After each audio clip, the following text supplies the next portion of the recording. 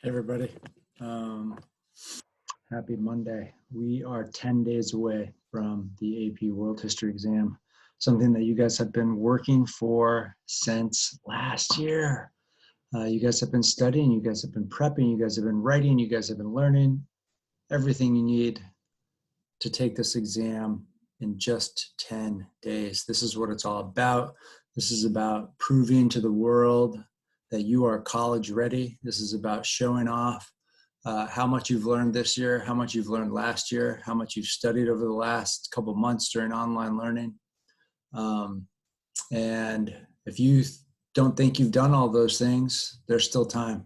You guys got 10 days to get ready for this exam, and all of you can get ready in 10 days because you've learned, you've done all the hard work all year. You did all the hard work last year to get ready for this exam. So now's your time to shine. If you have not attended a AP clinic, and if you don't know what your AP ID is, you need to make sure you figure that out this week. Starting today, there's another AP clinic at 2 p.m. I will say that as well in our live class. All right, today we're going to do a quick whirlwind lecture of the causes and impacts of modern imperialism. We're also going to cover this topic tomorrow. We're going to go over impacts and responses to imperialism a bit tomorrow. But we'll begin today looking at the causes of modern imperialism. The overarching question for today is, to what extent does imperialism of the modern era deserve the term new imperialism? How different is it from imperialism that existed during the early modern era? So that's what I want you to think about today as we go through this lecture. Hold on to that question. And come back to this image. I think this slide gives you a good sense of what modern imperialism looks like. With these white Europeans being catered to by South Asian, looks like in India, by Africans, where they clearly think of themselves as superior. And so that's an element in the picture of this scramble, the clawing for the rest of the world by the Europeans in that cartoon. Good images to hold on to while we think about the lecture.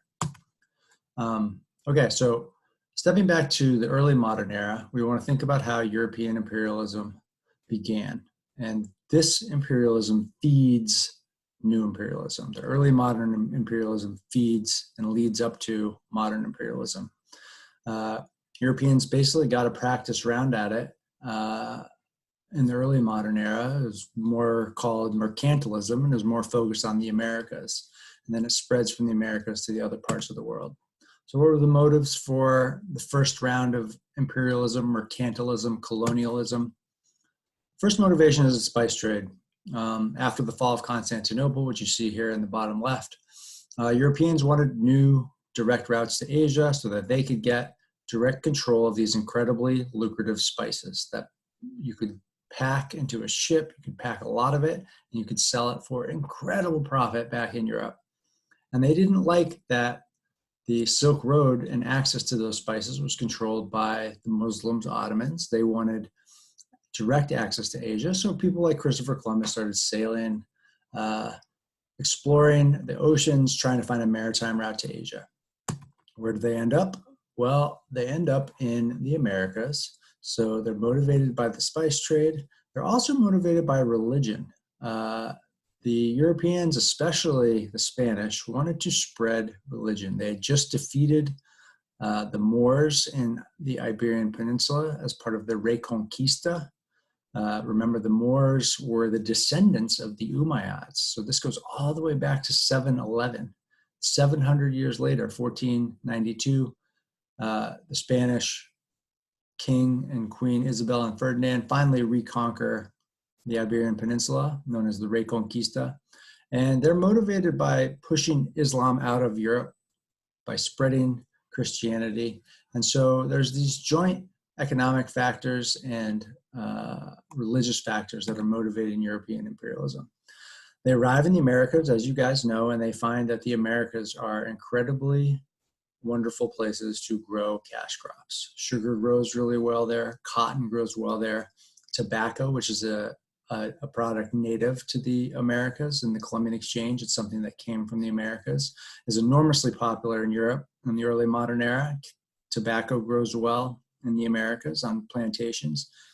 And Europeans realized that they can get rich by growing cash crops on plantation farms. And in order to do that, they need slave labor. They need enslaved humans that they bring in from Africa. Why do they need enslaved humans? Well, this is that story of the Columbian Exchange, because with the Columbian Exchange, they brought disease. The disease wiped out the Native Americans, so there was not a labor force, a readily available labor force that Europeans could exploit. Europeans have the help of disease. They have the help of military technology. As Jared Diamond says, they have guns, germs, and steel. Those are the three huge advantages that Europeans have when they conquer the Americas. And they use those three advantages, guns, germs, and steel, to subdue Native Americans, to conquer much of the Americas, and to subdue Africans and bring enslaved Africans to the Americas to grow plantation cash crops. The other big part of this imperialism is the rise of the global silver trade. So part of early modern imperialism is the exploitation of mineral wealth in South America and Mexico, especially by the Spanish. They find silver mines in Potosi. They find silver mines in Mexico. They use that silver to set up direct trade with China.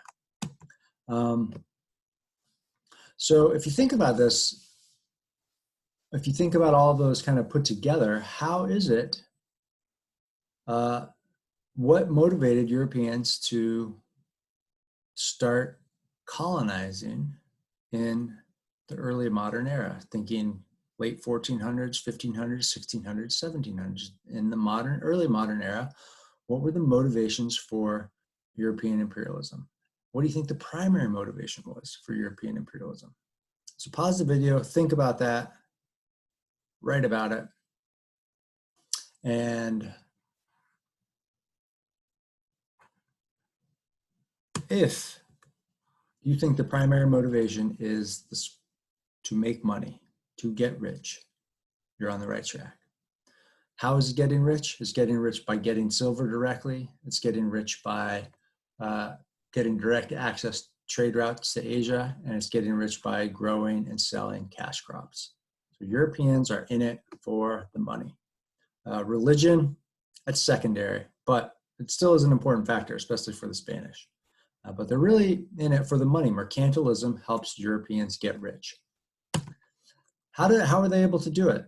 Well, we talked about their ability to get to the Americas using Asian navigational technology. Latin sails, compass, astrolabe allow them to arrive in the Americas. So this is the first step of the method. How do you conquer the Americas? Well, you have to get to the Americas first. They clearly had superior weaponry. Steel armor, steel swords, shields, horses, and especially cannons and guns. Especially cannons and guns give Europeans a huge advantage over Aztec, Inca, Native Americans, all the different indigenous groups that lived in the Americas that don't have access to steel weapons. They don't have access to guns. They don't have the kind of ships that Europeans had. So Europeans have a huge advantage, and horses. As a military animal, horses super powerful. So Europeans have superior weaponry. Europeans get the huge advantage of disease. Disease basically wipes out 50 to 90% of the population, depending on the region in the Americas. And the population that's not wiped out, I mean, you can imagine COVID right now. Imagine COVID right now, but instead of killing, a couple 100,000, no, we're not even that. We're at tens of thousands of deaths out of a population of 300 million. Tens of thousands out of 300 million. Imagine if COVID was taking out 150 million people. That's how many people the Native Americans lost because of disease brought by the Europeans. 150 million, half the population would have died. And the case of Native America, Latin America, it was between 10 and 30 million people died. So they have the advantage of disease, they have advantage of these weapons. They use both of those things to justify needing labor from Africa. So they use the same weapons and coercion to buy enslaved Africans from West Africa. They bring those Africans to the Americas to grow cash crops on plantations. So that's another method of the early modern imperialism, the Atlantic slave trade. And the other major method that they set up is setting up race-based systems, race-based hierarchies. In Spanish America, this is the casta system with the Peninsulares at the top, and then the Creoles and the Mestizo Mulatto, then the African and natives. In North America, it was a much simpler system. It was you were white or you weren't white, and white people were at the top, and not white people were second class or slaves. So all throughout the Americas, they set up race-based social structures. And then they created these new kind of economic business models like the joint stock companies to help them conquer and imperialize parts of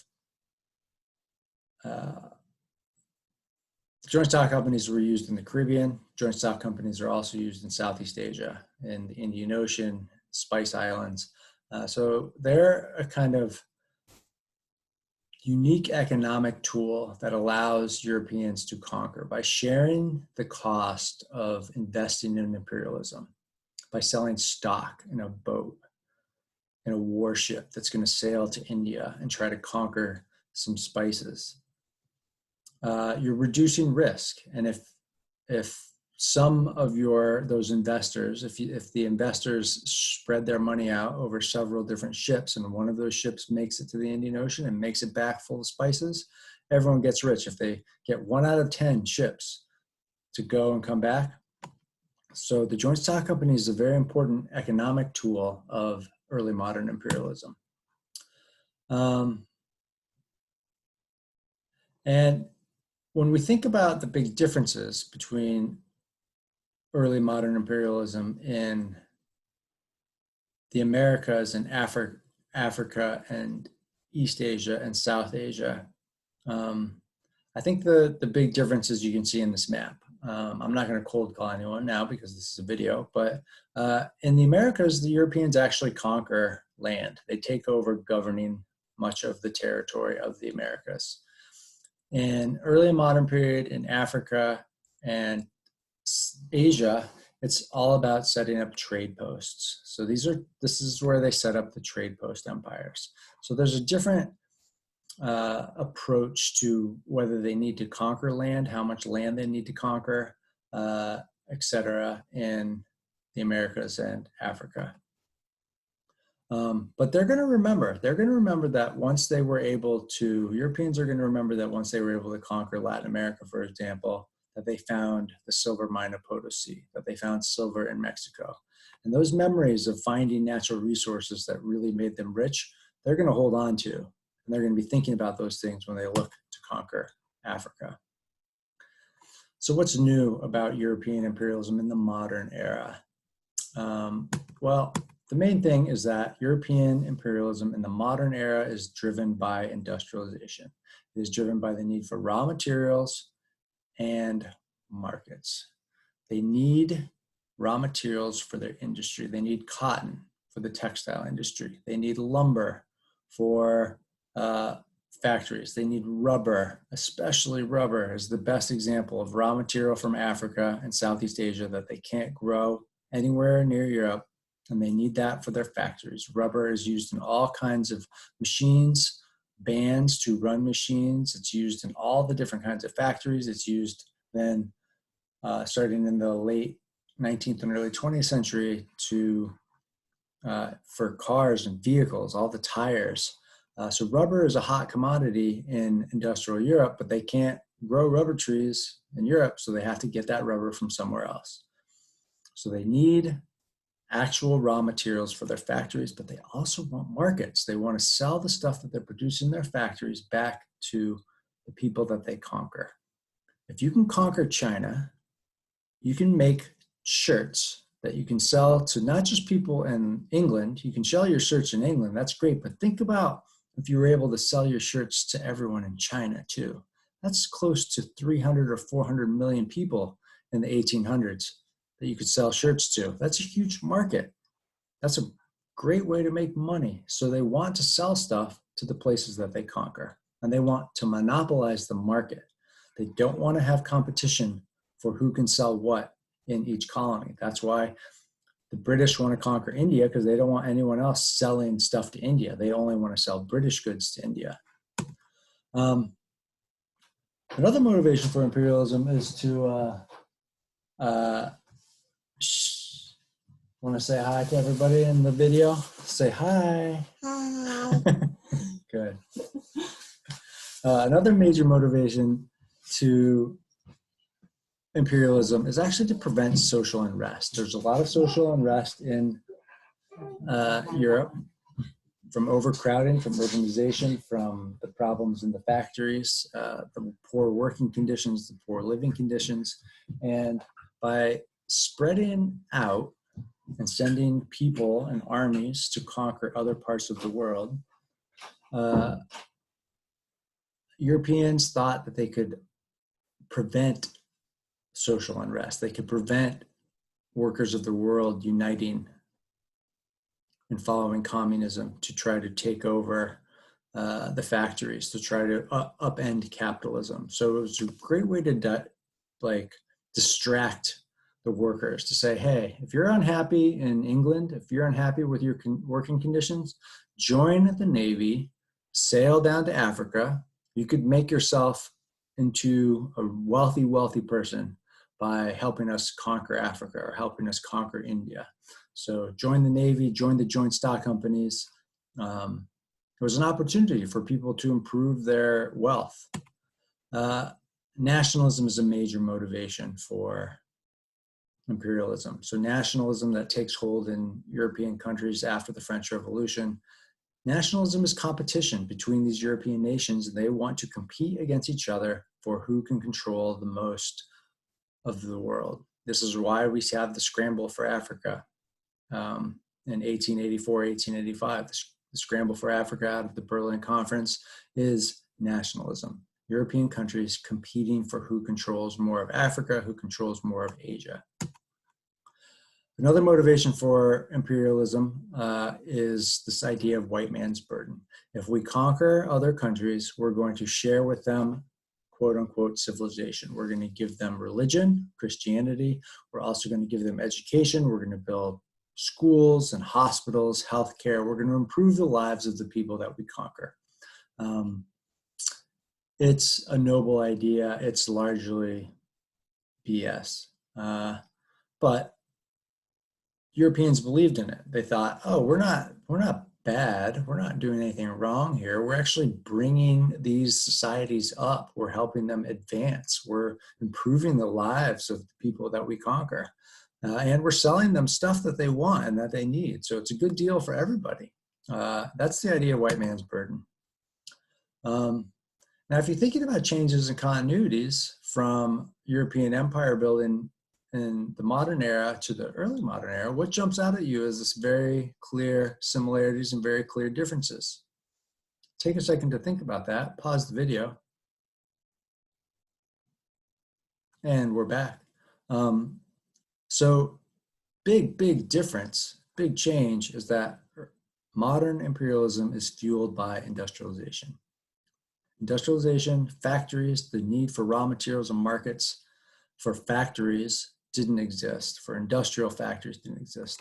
The need for raw materials and markets did exist in the early modern era.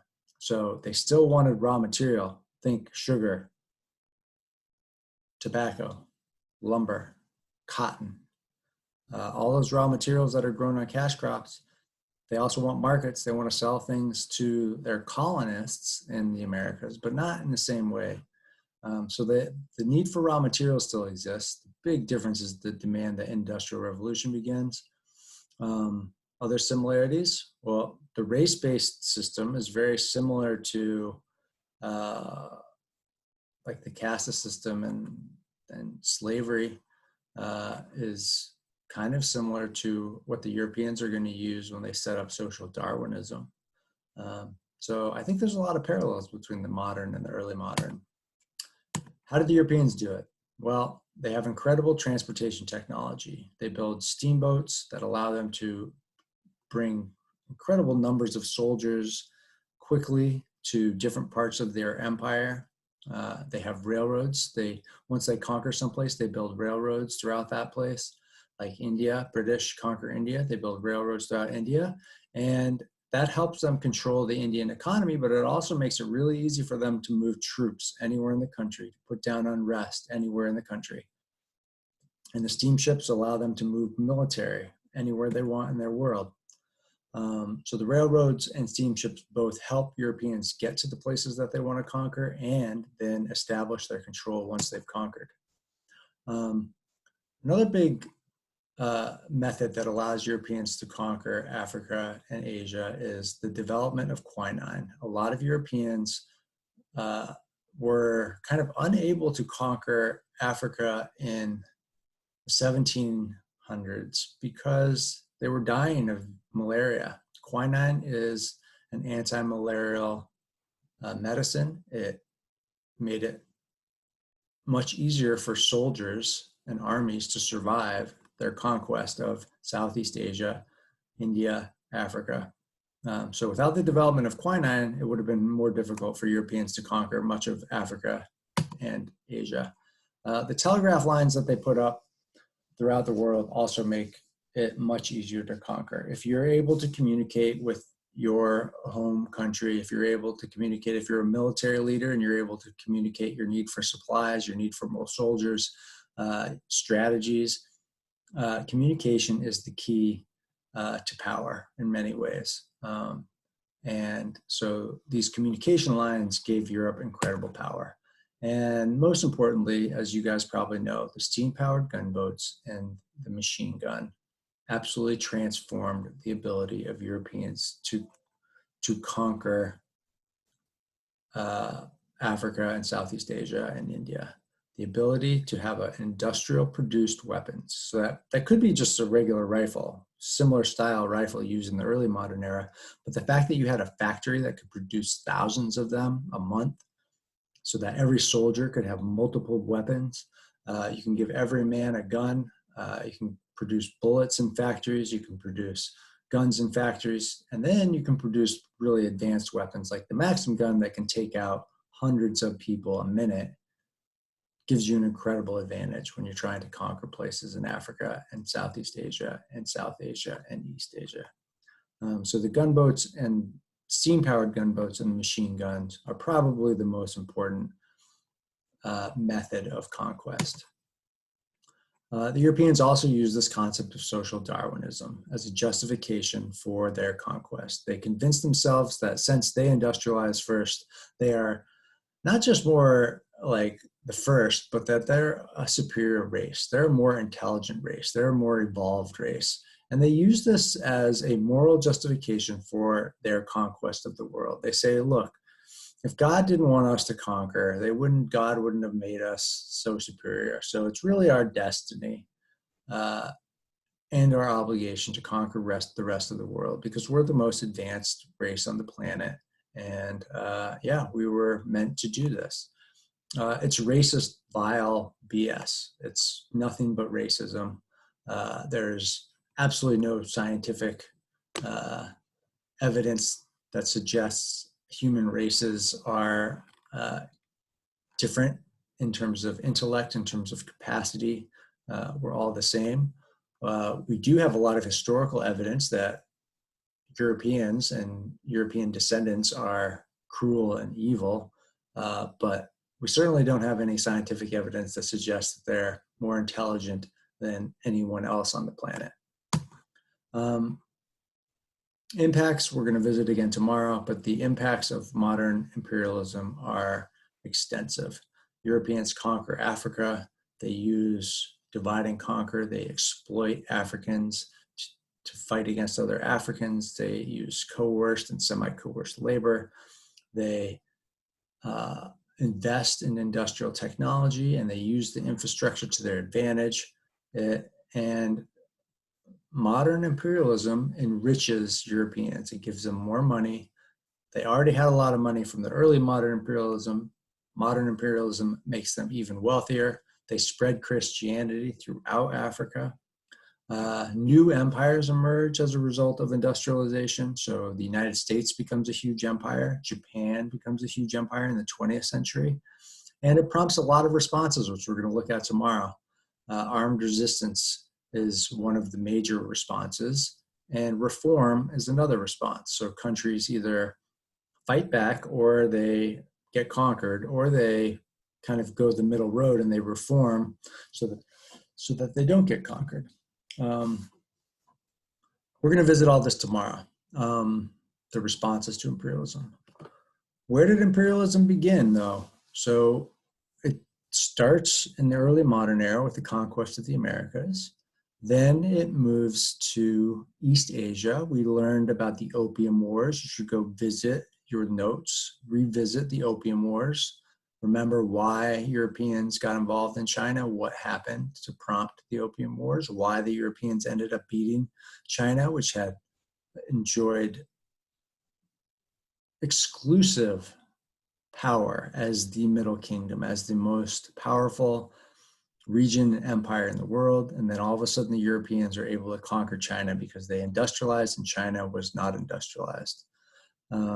So then we also talk about how they spread to India, the Sepoy Rebellion, and then reforms that are prompted in places like Turkey and the Ottoman Empire and Japan. There's a lot we covered today.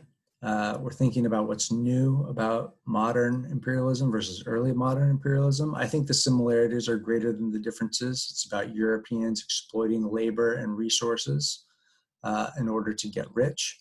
The spread of Christianity is also a similarity. The racial superiority that Europeans have in the Americas in the early modern period, and then in Africa and Asia, and the modern period is the same. So by and large, these are a continuation. New imperialism is a continuation of early modern imperialism.